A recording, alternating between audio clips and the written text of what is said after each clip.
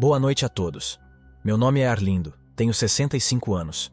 O que vou contar para vocês aconteceu comigo quando eu tinha cerca de 10 anos de idade. A minha família é natural de Bom Jesus do Norte, no Espírito Santo. Lá é um lugar muito bonito, com muito espaço devido à criação de vacas leiteiras e plantações de café. Nós morávamos num sítio um pouco afastado da cidade. Moravam meu pai, Aguinaldo, minha mãe Josefa, meus irmãos Arnaldo e Ana. Era uma vida muito boa e tranquila. Meus pais cuidavam muito bem do sítio. Tínhamos um pomar, uma horta e criávamos alguns animais também. Meus irmãos e eu brincávamos muito naquele sítio. Depois de chegar da escola, corremos atrás um do outro quase o dia inteiro e brincávamos também na casa do nosso tio Reginaldo, pois lá tinha um balanço na árvore que nosso tio tinha feito para a gente brincar. Assim era a nossa vida de manhã. Escola e à tarde, brincadeira. Às vezes um pouco de trabalho, mas nada pesado, só para ajudar. E nem era sempre. Tinha dia que vinham amigos do meu pai, do meu tio, prosear com eles, colocar o papo em dia. Meus irmãos e eu não ligávamos, até porque naquela época as crianças não chegavam perto da conversa de adulto, mas dava para perceber que a conversa era um tanto séria. Toda vez que nós recebíamos os amigos do papai, do tio Reginaldo, eu sempre via aquela expressão no rosto deles. Isso me despertou uma certa curiosidade. Aí eu pensei, na próxima vez eu vou ficar escondido atrás da porta para saber por que eles ficam com essa cara de assustados. A vida continuou normalmente, as brincadeiras com meus irmãos, às vezes ajudando meus pais, tudo normal. E nisso uma semana se passou, mas aquilo não saía da minha cabeça. Porque quando eles conversavam, eles ficavam com a cara tão assustada. Até que um dia recebemos a visita dos mesmos amigos do meu pai, do meu tio. Só que desta vez eles estavam mais assustados do que antes.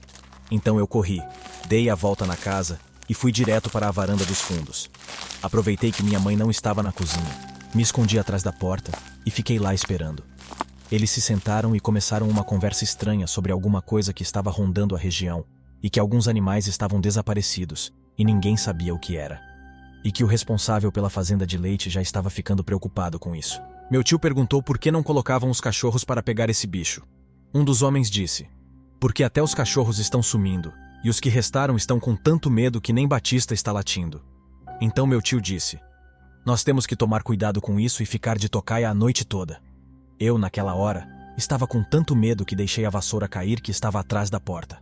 Meu pai, ouvindo o barulho, me viu atrás da porta escondido. Me deu uma bronca daquelas, mas percebeu que eu estava muito assustado e me disse que tudo o que eu tinha escutado não era para eu ficar com medo. Eu, na minha ingenuidade de 10 anos, perguntei a ele se era algum tipo de monstro. Ele começou a rir, meio sem graça. Hoje eu, ao relembrar desse fato, percebo que tinha sim um certo medo no olhar dele, e ele me disse, não, filho, monstros não existem. Chamou minha mãe e pediu para ela me levar para a sala com os amigos do meu pai. Se despediram e foram embora.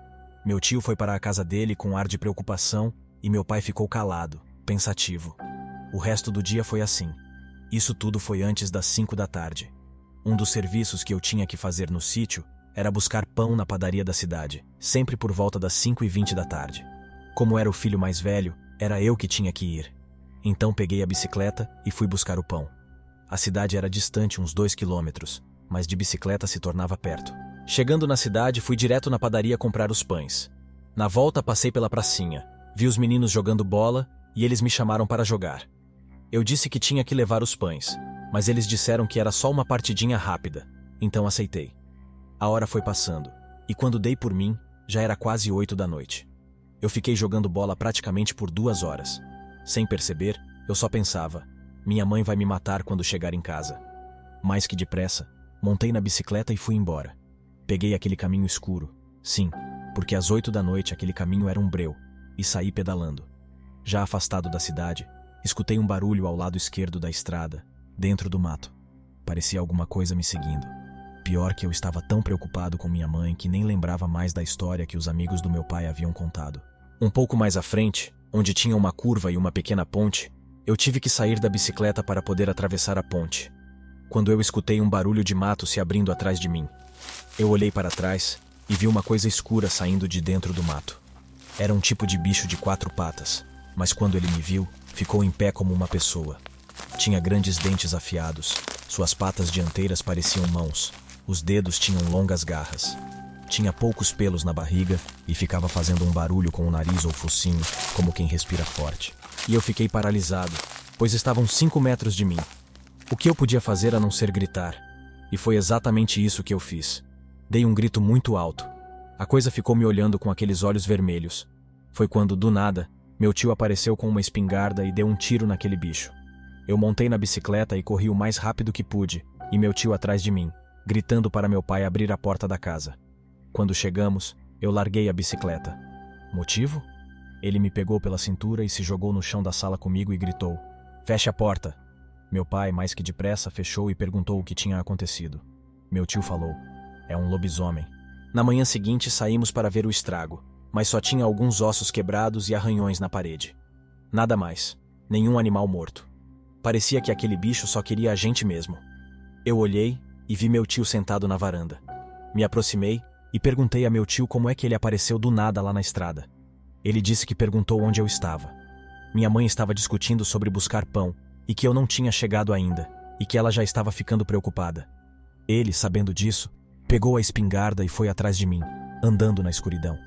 Ele escutou um grito e soube que era eu, então correu para me salvar.